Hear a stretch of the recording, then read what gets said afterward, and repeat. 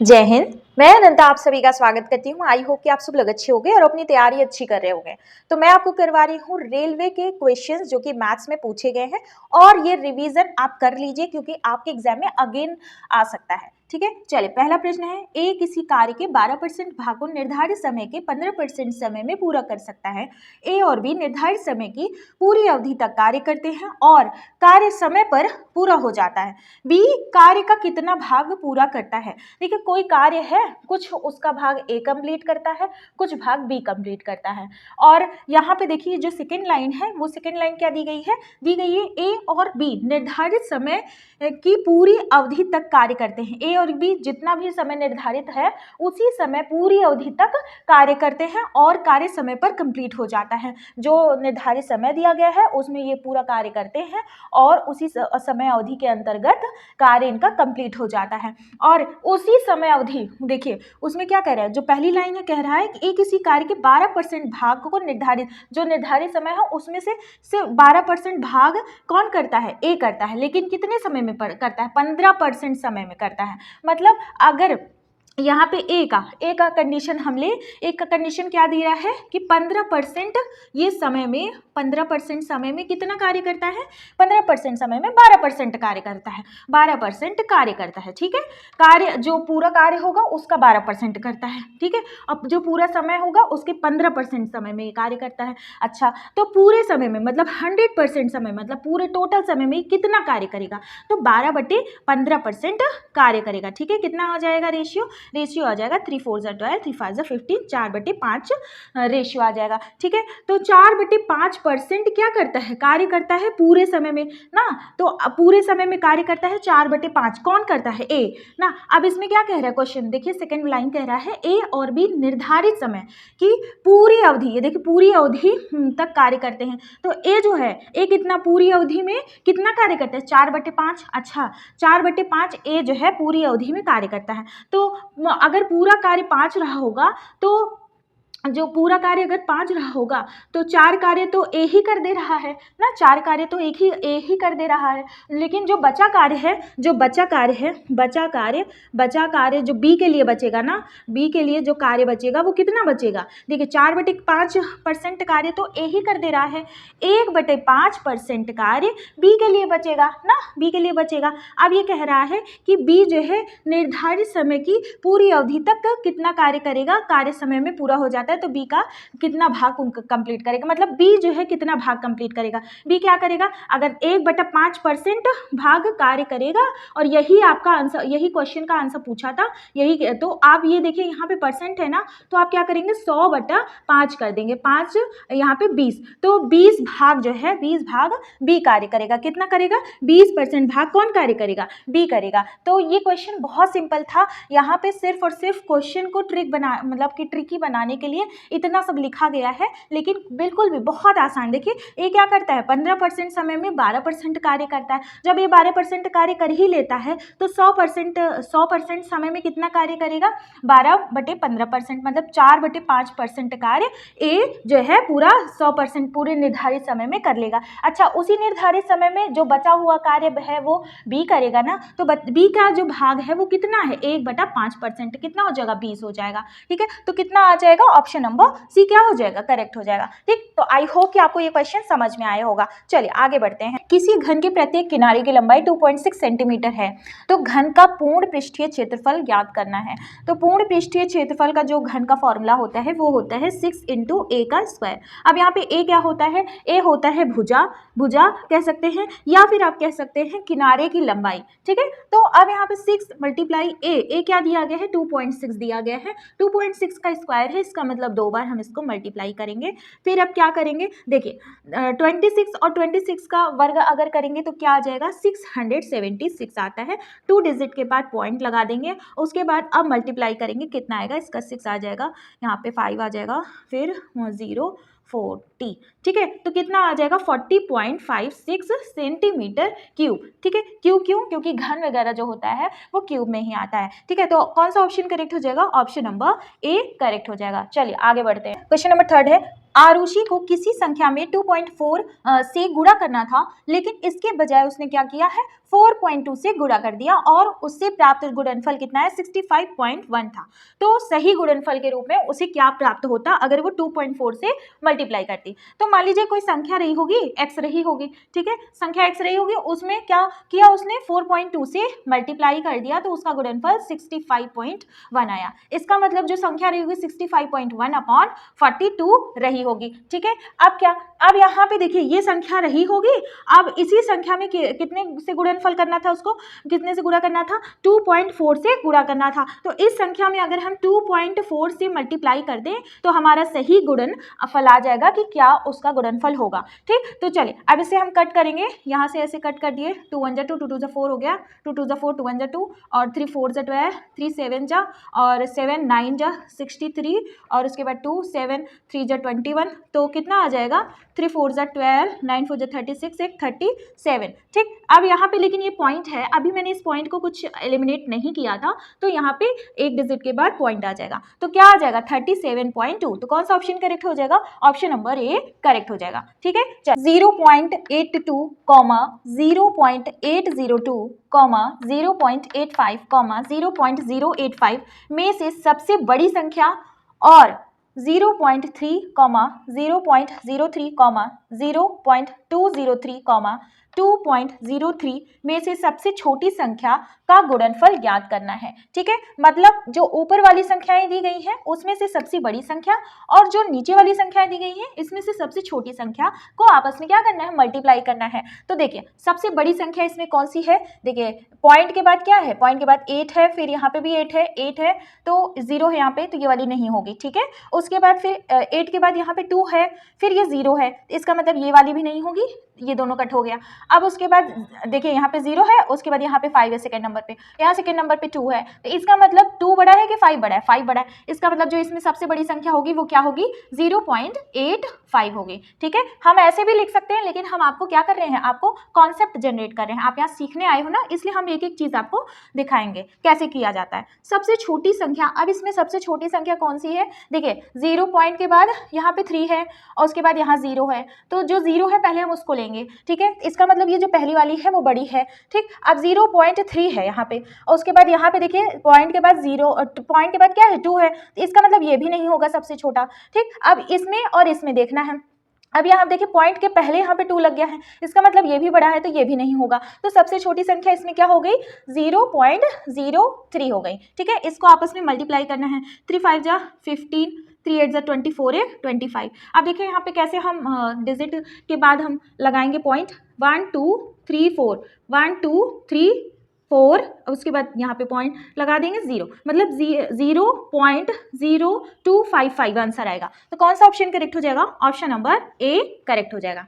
यदि 22.5 का 32% minus 2/3 multiply, और ये क्या है, ये क्यूब रूट है, 513 मल्टीप्लाई स्क्वायर रूट 81 बराबर 5 बराबर y, ये y है, ठीक है, ABCD वाला y। तो y का क्या करना है, y का मान ज्ञात करना है, ये मान लिखा हुआ है, इसमें से देखिए कौन सा मान होगा। चलिए अब क्वेश्चन को हम सॉल्व करते हैं।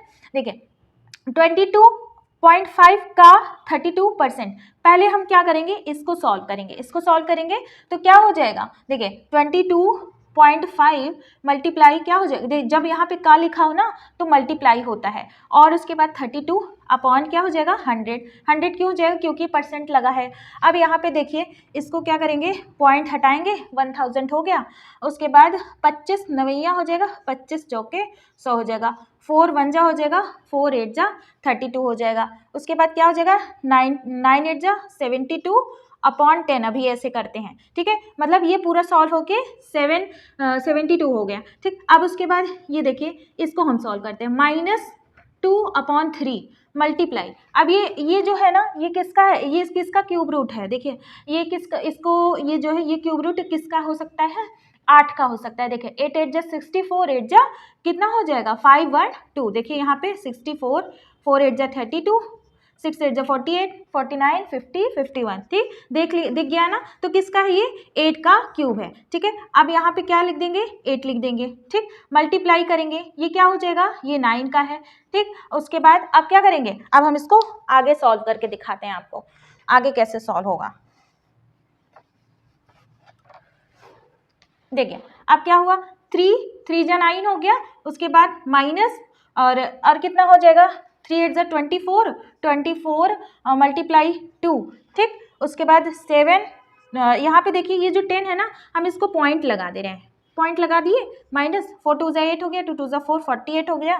उसके बाद ओके, अब यहाँ नीचे जगह नहीं है तो हम क्या करेंगे? इधर करते हैं। कैसे ये माइनस होता है? ये देखिए यहाँ पे 48 है ना, तो आप 48 लिख दीजिए। आप 48, अब यहाँ पे पॉइंट वाला है ना, तो पॉइंट लिखिए, उसके बाद यहाँ 0 0 कर दीजिए। अब यहाँ पे क्या करना है? यही पॉइंट इस पे बैठा देना है, तो 7.2 हो गया, ठीक। अब माइनस तो यहाँ है, अब बड़ी वाली संख्या में माइनस है इसलिए माइनस लगेगा और माइनस भी होगा। तो अब यहाँ पे ये पॉइंट लग गया, उसके बाद क्या होगा? 10 हो जाएगा, 10 में से 2 गए 8, अब यहाँ पे 7 हुआ, 7 में 7 ये 0 और ये 40, तो कितना आ जाएगा आपका? कौन सा आंसर हो जाएगा? ऑप्शन नंबर बी क्या हो जाएगा? करेक्ट हो जाएगा, ठीक है। तो -40.8 आंसर आ जाएगा। कह रहा है किसी घनाभ की लंबाई, चौड़ाई और ऊंचाई का अनुपात दिया गया है 4, 3 और 5 और इसके सभी किनारों की लंबाइयों का योगफल कितना है? 144 सेंटीमीटर है। घनाभ का पूर्ण पृष्ठीय क्षेत्रफल पता करना है। तो देखिए सबसे पहले हम क्या जानते हैं? घनाभ का जो पूर्ण पृष्ठीय क्षेत्रफल का फॉर्मूला होता है 2 × LB होता है, HB होता है और उसके बाद होता है LH,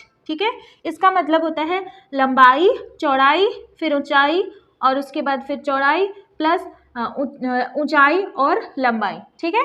अब ये फॉर्मूला होता है। अब हमको क्या दिया गया है? हमको दिया गया है लंबाई, चौड़ाई, ऊंचाई का अनुपात दिया गया है, लंबाई, चौड़ाई, ऊंचाई का अनुपात दिया गया। लेकिन एक बात ध्यान देना है, ये दिया गया है रेशियो में, हमें डायरेक्ट नहीं पता है। तो हम, और यहाँ पे क्या बोल रहा है? यहाँ पे बोल रहा है किनारों की लंबाइयों का योगफल क्या है? 144 है। देखिए ये घनाभ हो गया, यहाँ से ऐसे बड़ा सुंदर सा हम घनाभ बना दे रहे हैं, ठीक है। घनाभ बना दिए। अब यहाँ पे देखिए घनाभ में क्या कह रहा है? घनाभ में कितनी साइड्स हैं? कितनी साइड्स हैं? टोटल कितनी साइड्स होती हैं? 12 होंगी। 12 क्या है? 12 साइड है। देखिए एक इधर एक उधर, फिर ऊपर नीचे बगल बगल करके। तो इसमें क्या होगा? इसमें 12 साइड्स में से 4 क्या होगी? लंबाई होगी ना, 4 क्या होगी? ऊंचाई होगी, 4 क्या होगी? चौड़ाई होगी, ठीक है। चलिए तो लंबाई कितनी है? 4 है, तो ऊंचाई कितनी है? 4 है और ये चौड़ाई कितनी है? 4 है ना। तो लंबाई, ऊंचाई, चौड़ाई ये सब क्या है? 4 है। अब इसमें क्या कह रहा है? ये सभी किनारों की जो लंबाइयों का योगफल है 144 है। ये कह रहा है कि 4H plus 4L plus 4B बराबर क्या है? 144 के हैं, ठीक है, 144 के हैं। हाँ, अब यहाँ से हमें 2 इक्वेशन मिल गया। अब 2 इक्वेशन जब मिल गया तो हम क्या करेंगे? हम वैल्यू निकाल लेंगे। देखिए यहाँ पे 4 है, कॉमन ले लिया हमने, L plus H plus B बराबर क्या? 144 हो गया। तो 4 3 जा 12 और उसके बाद 4 6 जा 24, मतलब L plus H plus B बराबर क्या आ जाएगा? 36 आ जाएगा। अब यहाँ पे क्या कह रहा है? यहाँ जो अनुपात है वो 3, 4 और 5 का है। इसका मतलब कि 4 प्लस 3 प्लस 5 अगर बराबर करेंगे तो 36 क्या आएगा? इतने यूनिट बराबर इतने 36 क्या आ रहा है ना। तो अब कितना हो जाएगा? 5 4 9 3 12, 12 यूनिट बराबर क्या हो जाएगा? 12 यूनिट बराबर 36। अच्छा, तो 1 यूनिट बराबर क्या हो जाएगा? 1 यूनिट बराबर हो जाएगा 3, ठीक है। चल अब हम क्या करेंगे? अब हम इसको आगे सॉल्व करेंगे, ये वाला इक्वेशन आगे सॉल्व करेंगे। ये देखिए यहाँ पे अगर हम 4A मान लें और 3A मान लें, 5A मान लें तो क्या हो जाएगा? 2 हो जाएगा। और उसके बाद यहाँ पे L कितना है? L 4 है, मल्टीप्लाई B कितना है? 3 है, प्लस H कितना है? H हाइट कितना है? 5 है और ब्रेथ कितना है? 3 है, प्लस L कितना है? 4 है, मल्टीप्लाई कितना हो जाएगा? 5 हो जाएगा, ठीक है।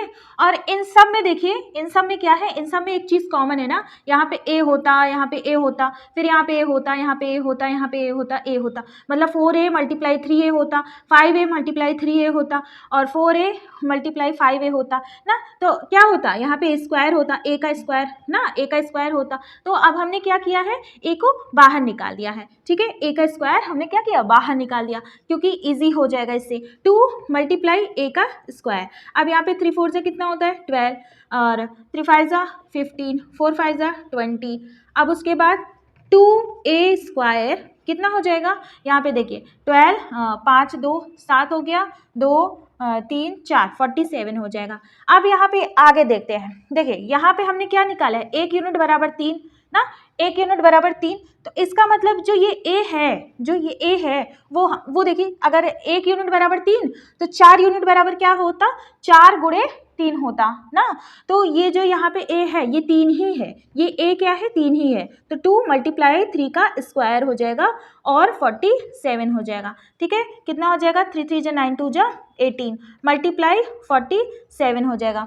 ठीक है, अब क्या हो जाएगा, अब इसको आगे हम सॉल्व कर देंगे। ठीक है, उसके बाद कौन सा ऑप्शन आ जाएगा, ऑप्शन आ जाएगा इसका ये 6 और ये 4, यहाँ पे 8 सेंटीमीटर स्क्वायर। तो ऑप्शन नंबर क्या आ जाएगा, डी आ जाएगा। देखिए यहाँ से अगर बहुत लोगों को नहीं समझ में आया होगा तो हम एक चीज़ आपको बता दे रहे हैं, अगर हम क्या करते 1 यूनिट बराबर 3 यहाँ करते तो 4 यूनिट बराबर क्या हो जाता, 4 यूनिट बराबर हो जाता 12 हो जाता, यहाँ पे 12 हो जाता ना, और उसके बाद फिर 3 यूनिट बराबर 9 हो जाता, फिर उसके बाद 5 यूनिट बराबर 15 हो जाता।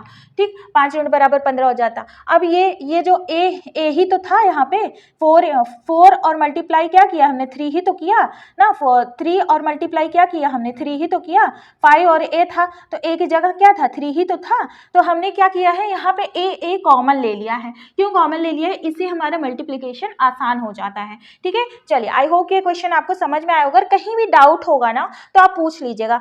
तो देखिए क्या है ना कि हमें क्या करना है, हमें आपको ट्रिक सिखानी है। अगर हम इस तरह से नहीं सिखाएंगे, यहीं पे आपको बड़ा बड़ा मल्टीप्लाई करवाएंगे तो उससे आपका क्या होगा, आपका टाइम वेस्ट होगा। ठीक है, चलिए आगे बढ़ते हैं क्वेश्चन को, आई होप कि आप समझ गए होंगे और आगे बढ़ते हैं। नंबर 7 क्या कह रहे हैं, 90 किलोमीटर पर आवर की चाल से चल रही एक रेलगाड़ी एक खंबे को 18 सेकंड में पार करती है। ठीक है, एक प्लेटफॉर्म को 65 सेकंड में पार करती है, तो प्लेटफॉर्म की लंबाई ज्ञात करना है। अब देखिए यहाँ पे मैं आपको ट्रिक बताती हूँ। देखिए सबसे पहले आपको क्या करना है, सबसे पहले आपको देखना है यहाँ लंबाई देखना है, तो और उसके बाद आप क्या करेंगे, ऑप्शन में देखेंगे। जब ऑप्शन में देखेंगे तो यहाँ पे आपको क्या दिख रहा है, मीटर दिख रहा है ना, तो इसका मतलब ये है कि आपको चीज़ें मीटर में कन्वर्ट करनी है। यहाँ पे क्या है, यहाँ पे किलोमीटर पर आवर है, और हम क्या करेंगे, चाल को अब क्या करेंगे, किलोमीटर पर आवर को मीटर पर सेकेंड में चेंज करेंगे। तो 90 किलोमीटर पर आवर को मीटर पर सेकेंड में चेंज करने के लिए 5/18 से मल्टीप्लाई करते हैं। देखिए ये आता कहाँ से है, आता ऐसे है, देखिए किलोमीटर हो गया, 1 किलोमीटर बराबर क्या हो जाएगा,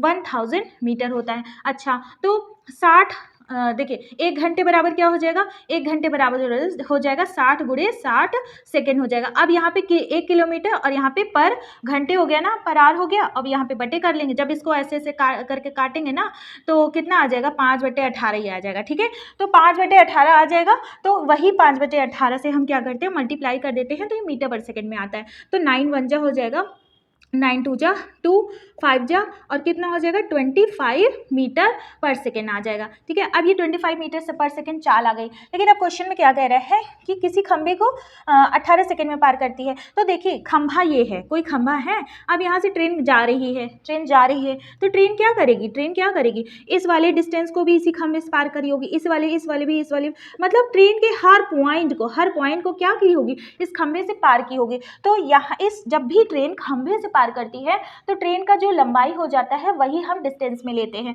तो डिस्टेंस बराबर क्या होता है, स्पीड इनटू टाइम होता है, मतलब दूरी बराबर क्या होता है, समय गुणे चाल होता है। तो हम दूरी में क्या लेंगे, दूरी में हम ट्रेन का ही पूरी लंबाई लेंगे। तो ट्रेन की जो लंबाई हो जाएगी, ट्रेन की जो लेंथ हो जाएगी वो बराबर हो जाएगी, स्पीड कितना है 25 मीटर पर सेकेंड है ना, 25 मीटर पर सेकेंड की चाल से, और टाइम कितना है, कितने सेकेंड में पार कर रहा है खंभे को 18 सेकेंड में पार कर रहा है। ठीक है, 18 सेकेंड में पार कर रहा है। अब हम इसको मल्टीप्लाई कर देते हैं। देखिए 18 पंचे क्या होता है, 90 होता है, 18 2 जा क्या होता है 36 हो गया, और यहाँ पे 45 मतलब 450 मीटर क्या हो जाएगा, 450 मीटर हो जाएगा ट्रेन की लंबाई। अब ये ट्रेन जो है 450 मीटर की हो गई ना। अब ट्रेन 450 मीटर की हो गई। अब यहाँ पे कह रहा है सेकंड पार्ट इसका कह रहे हैं कि प्लेटफॉर्म को 65 सेकंड में पार करता है, और प्लेटफॉर्म की लंबाई हमें पता करनी है। देखिए अब क्या है, यहाँ पे जब कोई ऐसा प्लेटफॉर्म है उसके बाद यहाँ पे ट्रेन है ना, तो ट्रेन तो 450 होगा ही होगा। अब ये जो प्लेटफॉर्म है इसका जो लेंथ मान लो जो x है या कुछ भी है, तो इस भी लेंथ को कवर करेगी और इस लेंथ को तो कवर करेगी ही ट्रेन। मतलब यहाँ पे जब डिस्टेंस हम लेंगे ना, जब प्लेटफॉर्म वाले केस में, तो प्लेटफॉर्म वाले केस में प्लेटफॉर्म का अलग से डिस्टेंस होता है, तो प्लेटफॉर्म का अलग से डिस्टेंस हो जाएगा प्लस 450, तो 450 ये क्या आ गया, ये पूरा टोटल डिस्टेंस आ गया। तो डिस्टेंस बराबर स्पीड इंटू टाइम होता है। अब इस केस में हम स्पीड तो वही लेंगे भाई, स्पीड तो 90 किलोमीटर पर आ रही है, तो इसका मतलब 25 मीटर पर सेकेंड, ठीक है। तो पी बराबर क्या, 450 बराबर कितना हो जाएगा, 25 मीटर पर सेकेंड हो गया। और टाइम कितने सेकंड में प्लेटफॉर्म को पार करती है, 65 सेकंड में पार करती है। चलिए अब हम इसको क्या करेंगे, मल्टीप्लाई करेंगे, 450 हो जाएगा। देखिए 25 पंचे क्या होता है, 125 हो जाएगा, और 25 छक्का क्या हो जाएगा, 150 हो जाएगा, 2 6 1, मतलब कितना आ जाएगा, 1625 इसका मल्टीप्लाई हो जाएगा। और उसके बाद प्लेटफॉर्म कितना आ जाएगा, अब देखिए मुझे लग रहा है कि यहाँ पर बगल में कर दूँ ताकि आपको देखने में, देखिए 100 ऐसे करके इसको क्या करेंगे, 450 घटा देंगे। 450 जब हम घटाएंगे तो ये 5 है, देखिए ये 5 है, तो 5, उसके बाद 12 में से 5 गया 7 हो जाएगा, 5 में से 4 गया 1 1, कितना आ जाएगा, इतनी मीटर, इतना मीटर क्या हो जाएगा, प्लेटफॉर्म का हो जाएगा। तो प्लेटफॉर्म का मीटर क्या हो जाएगा, ऑप्शन नंबर सी क्या हो जाएगा, करेक्ट हो जाएगा। देखिए 1175 मीटर आ रहा है, ठीक है। तो इसी तरह से छोटी छोटी ट्रिक्स, देखिए मैंने यहाँ पे क्या ट्रिक बताया आपको, पहले लंबाई देखा, फिर यहाँ पे आ जाइए ऑप्शन, क्वेश्चन में तो छोड़ ही दीजिए, वरना आप क्या करेंगे, पहले वहाँ चेंज, यहाँ सेकंड को देख करके इसको घंटा में चेंज करने लगेंगे, तो ये सब नहीं करना है। आपको सीधे आंसर को, सीधे ऑप्शन को देखना है, ऑप्शन से आपको क्या करना है, आंसर ले आना है, ठीक है। तो अगर आपने अभी तक चैनल को सब्सक्राइब नहीं किया हो तो कर लेना, क्योंकि आप ही के लिए बेनिफिट होने वाला है, ठीक है। चलिए क्वेश्चन नंबर 8 देखते हैं क्या कह रहे हैं। वैसे तो ये क्वेश्चन रीजनिंग का है, लेकिन फिर भी हम रीजनिंग वाले क्वेश्चंस को भी कवर करते हैं। देखिए 1 फरवरी 2007 को क्या दिया गया है, गुरुवार है। 2 फरवरी 2006 को सप्ताह का कौन सा दिन होगा। इसको बिना पेन पेंसिल चलाए भी आप कर सकते हैं, लेकिन हम आपको कॉन्सेप्ट क्लियर करा दें। देखिए अब यहाँ पे क्या कह रहे हैं, 1 फरवरी 2007 और यहाँ पे 1 फरवरी 2006 लिख दें, ठीक है। अब यहाँ पे क्या रहा होगा, 365 दिन हुए होंगे ना, 365 दिन बाद ही तो 1 फरवरी 2007 आया होगा ना, क्योंकि यहाँ पे लीप ईयर तो है नहीं, ठीक। तो अब देखिए जब भी 365 दिन होते हैं, जब भी लीप ईयर नहीं होता है तो एक दिन एक्स्ट्रा हो जाता है। इसका मतलब ये देखिए 7 5 जा 35 और उसके बाद यहाँ पे 15, 7 2 जा 14, मतलब एक दिन एक्स्ट्रा आया होगा। इसका कहने का मतलब ये है 1 फरवरी को जो भी दिन रहा होगा उस दिन में एक दिन यहाँ ऐड हुआ होगा ना। जैसे मान लीजिए 1 फरवरी को कोई भी दिन रहा होगा तो उस दिन मान लीजिए 1 फरवरी को x दिन रहा होगा, तो यहाँ पे कौन सा दिन आया होगा, x प्लस 1 दिन आया होगा, x प्लस 1 दिन ऐड हो गया ना। अब यहाँ पे कह रहा है 1 फरवरी को गुरुवार था, 1 फरवरी को क्या था, गुरुवार था ना। तो अब x में अगर हम गुरुवार में से हम 1 माइनस कर दें तो क्या आ जाएगा, x का वैल्यू आ जाएगा। इसका मतलब कि गुरुवार में जब हम एक दिन माइनस करेंगे तो बुधवार आ जाएगा, मतलब वेडनेसडे आ जाएगा। इसका मतलब ये 1 फरवरी 2006 को वेडनेसडे था, ठीक है, वेडनेसडे था। और यहाँ पे देखिए 365, देखिए 1 फरवरी 2006 और 1 फरवरी 2007, 365 दिन बाद ही तो 2007 आया था, और 2007 जब 365 दिन बाद आया तो हमारा एक ही दिन बढ़ता है, ठीक है। जब एक दिन बढ़ता है तो इसका मतलब कि जब 1 फरवरी 2007 को जब गुरुवार था तो बुधवार रहा होगा 1 फरवरी 2006 को। अब लेकिन यहाँ पे पूछा है 2 फरवरी 2006 को कौन सा दिन था, तो एक के बाद तो 2 ही आएगा, तो वेडनेसडे के बाद क्या आता है, वेडनेसडे के बाद थर्सडे आता है, मतलब थर्सडे मतलब गुरुवार आता है, ठीक है। तो 2 फरवरी को क्या आ जाएगा, 2 फरवरी का आ जाएगा गुरुवार, तो ऑप्शन नंबर ए क्या हो जाएगा, करेक्ट हो जाएगा। अब यहाँ पे तो मैंने आपको समझाने के लिए कर दिया क्योंकि आपका बेस कंप्लीट होना चाहिए, लेकिन ये क्या है कि आप बस इसको ऐसे देखेंगे 2007 है, अच्छा 1 फरवरी को गुरुवार था, इसका मतलब क्या होगा, 1 फरवरी 2006 को क्या रहा होगा, 1 फरवरी 2006 को क्या रहा होगा, बुधवार रहा होगा, क्योंकि एक दिन एक्स्ट्रा रहा होगा ना, एक दिन एक्स्ट्रा हुआ होगा इसमें ना। तो आप ऐसे दिमाग में सोचेंगे, उसके बाद जब आप क्या कर लेंगे, जब 1 फरवरी 2006 वाला ज्ञात कर लेंगे तो 2 फरवरी तो आप अपने आप ही निकाल लेंगे, ठीक है। तो आई होप कि ये क्वेश्चन की ट्रिक आपको समझ में आई होगी, और इसको फ्रेंड्स फटाफट वीडियो को शेयर जरूर कर दीजिए अपने फ्रेंड्स के साथ जिनका NTPC है या फिर मैथ्स का कोई भी एग्जाम जिसमें मैथ्स आती है, ठीक है। मैथ्स कोई एक अलग नहीं होता कि इसका अलग आ रहा है उसका अलग आ रहा है, सारी मैथ्स लगभग एक ही जैसे होती है, थोड़ा बहुत डिफरेंस होता है, उतना नहीं होता, ठीक है। इसलिए आप प्रैक्टिस करते रहिए, ठीक। चलिए आगे बढ़ते हैं। सुधीर आरव से 4.5 गुना कार्यकुशल है। सुधीर क्या है, सुधीर आरव से कितना गुना कार्य कुशल है, 4.5 गुना कुशल है, ठीक है, ये कुशलता हो गई। अब यदि वे एक साथ कार्य करते हैं तो किसी कार्य को 8 दिन में कंप्लीट कर देते हैं, 8 दिन में पूरा करते हैं। और क्या पूछ रहा है, आरव अकेले उस कार्य को कितने दिन में करेंगे, ठीक। तो आरव अकेले उस कार्य को कितने दिन में करेंगे, इसके लिए हमने आपको एक बताया था फॉर्मूला क्या होता है, जो कार्य कुशलता होती है, कार्य कुशलता गुणे दिन, ठीक है, ये क्या हो जाता है, ये टोटल कार्य हो जाता है, टोटल कार्य हो जाता है ना, टोटल कार्य। अब यहाँ पे टोटल कार्य क्या हो जाएगा, ये कार्य कुशलता कितनी है इसकी, 4.5 सुधीर की है और एक कार्य कुशलता किसकी है, आरव की है, क्योंकि सुधीर क्या है, आरव के 4.5 गुने हैं। अगर ये आरव 1 है तो सुधीर कितनी है, 4.5 है, तो टोटल इन लोगों की कार्य कुशलता कितनी हो जाएगी, 5.5 हो जाएगी। अब उसके बाद वे कार्य को कितने दिन, 8 दिन में करते हैं ना, कार्य कुशलता हो जाएगा। उसके बाद कितने दिन में करते हैं, टोटल 8 दिन में करते हैं मिल करके, तो मिल करके कार्य कुशलता यहाँ थी ना, तो मिल करके कार्य कुशलता, तो टोटल क्या हो जाएगा, टोटल कार्य आ जाएगा ना। टोटल जब कार्य आ गया, अब क्या कह रहा है कि आरव क्या करेगा, उसी कार्य को कितने दिन में करेगा। देखिए अब यहाँ पे क्या है, यहाँ पे कार्य कुशलता बराबर क्या होता है, कार्य कुशलता मल्टीप्लाई दिन बराबर क्या होता है, बराबर टोटल कार्य होता है ना। तो इसकी कार्य कुशलता देखिए, आरव की जो कार्य कुशलता होगी और आरव का जो दिन होगा, जितने दिन में ये करेगा, क्या है, ये देखिए, ये कार्य कुशलता और ये दिन ही, तो टोटल दिन के ही बराबर होगा, टोटल कार्य के ही बराबर होगा। देखिए ये इसके द्वारा कार्य कुशलता जो है और इसके द्वारा जो दिन है, जब दिन लिया गया है, दोनों मल्टीप्लाई करेंगे तो ये भी क्या होगा, ये भी क्या होगा, ये भी बराबर होगा टोटल कार्य के ना, टोटल कार्य के। अब इनकी कार्य कुशलता क्या है, आरव की एक कार्य कुशलता है और कितने दिन में करते हैं, ठीक, तो कितने दिन में करते हैं यही पूछा था, 5.5 मल्टीप्लाई 8 कितना हो जाएगा, दिन कितना हो जाएगा, दिन हो जाएगा 8 5 जा 40, 8 5 जा 44, मतलब 44 दिन में क्या करते हैं, आरव जो है अकेले कार्य को कर देते हैं, ठीक। तो कौन सा ऑप्शन करेक्ट हो जाएगा, ऑप्शन नंबर सी करेक्ट हो जाएगा। अब देखिए एग्जाम में ना आपको इतना लिखने की जरूरत नहीं है,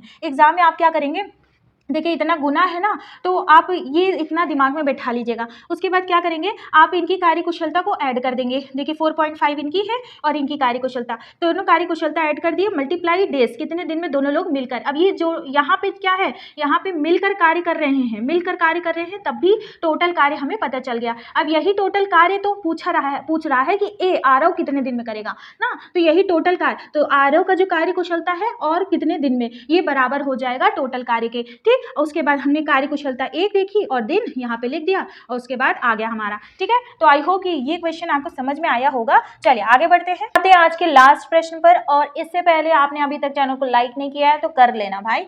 चलिए आगे बढ़ते हैं, क्या कह रहे हैं, रवि को हैदराबाद से दिल्ली जाना है, रवि को कहाँ से जाना है, हैदराबाद से कहाँ जाना है, दिल्ली जाना है, और दोनों की डिस्टेंस कितनी है, हैदराबाद और दिल्ली के बीच की डिस्टेंस कितनी है, 1200 किलोमीटर से, 1200 किलोमीटर से, ठीक। अब क्या कह रहा है कि वह 25% दूरी पैदल चलता है, तो पैदल कितना दूरी चलता है, 25% चलता है, ठीक है। 30% दूरी क्या करता है, बस से चलता है, तो बस से कितनी दूरी चलता है, 30% दूरी बस से चलता है। अच्छा, अब 15% दूरी क्या करता है, 15% दूरी ट्रेन से चलता है, रेलगाड़ी से चलता है ना, तो कितना, 15% रेलगाड़ी से चलता है। अब क्या कह रहे हैं क्वेश्चन में कह रहे हैं शेष दूरी, जो बाकी बची हुई दूरी है, उसको क्या करता है, हवाई जहाज से तय करता है, और हवाई जहाज द्वारा तय की गई दूरी कितनी है, मतलब वो हवाई जहाज से कितना दूरी तय करता है। देखिए अब टोटल दूरी जो कि पैदल, बस और ट्रेन से कितना चलता है, 5 5 10 हो गया, 3 2 5 6 7, 70% दूरी क्या करता है, 70% दूरी तो बाकी अन्य साधनों से चलता है, पैदल, बस और ट्रेन से, ठीक। लेकिन 70% के अलावा अब जो बचा 30% ना, 100 में से 70 घटाएं 30% आएगा ना, 30% दूरी क्या करता है, 30% दूरी बाकी बची हुई है जो कि एरोप्लेन से, हवाई जहाज से तय करता है। तो अब ये 30% दूरी, देखिए 30% किसका, 1200 का ना, 1200 का 30% कितना हो जाएगा, मल्टीप्लाई 1200, अब यहाँ पे ये परसेंट है ना, अपॉन 100 कर देंगे,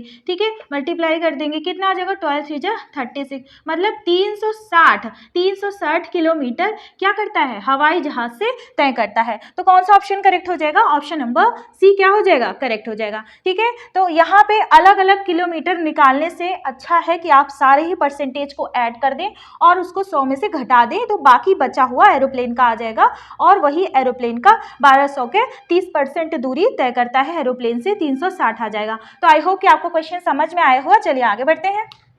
आज की क्लास ओवर करने से पहले आप एक वर्क ले लीजिए। आज का प्रश्न ये आपका PYQ है, इसलिए इसको स्किप मत करिएगा, ठीक है। इसको सॉल्व जरूर कर लीजिएगा क्योंकि PYQ से ही क्वेश्चन पूछते हैं।